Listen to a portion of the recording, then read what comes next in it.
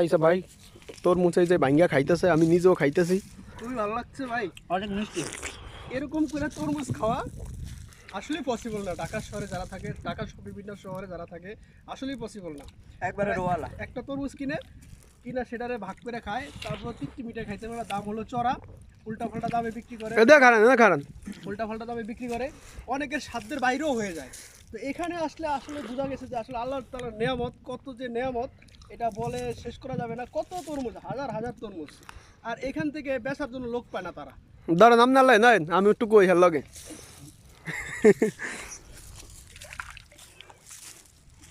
ঢাকা শহর কেজি হিসাবে বেচে, আর এই যে দেশে সব পচতেছে, কিনা লোক নাই। খেতে নিয়ে আইছি তাদেরকে, তারাও খাইতেছে, আমরা নিজেও খাইতেছি, কিন্তু আইতে অনেক কষ্ট হয়েছে এই জায়গায়। নৌকা যাওয়ার সময় ভাই কিনার সন্দেহ আছে।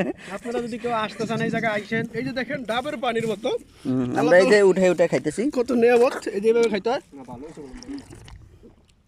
কি শান্তি, কি শান্তি। কিসের শরবত? বেলের শরবত, অমুক শরবত, এর থেকে আর মজার কোনো শরবত হয় নাকি?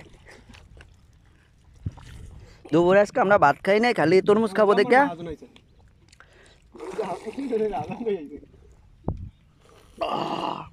কি শান্তি, মাশাআল্লাহ মাশাআল্লাহ। আহা, আসলে আল্লাহ তাআলার নিয়ামত যে কত মধুর, এটা আসলে প্রশংসা করলে ঠিক শেষ হবে না। ওই রস খাইতেছে, তরমুজের রস। দেখেন হালাই সারা খাইতেছে। আর এই কথাটাই ভিডিও ঢাকার শহর 60 টাকা কেজি, 50 টাকা কেজি সিন্ডিকেট।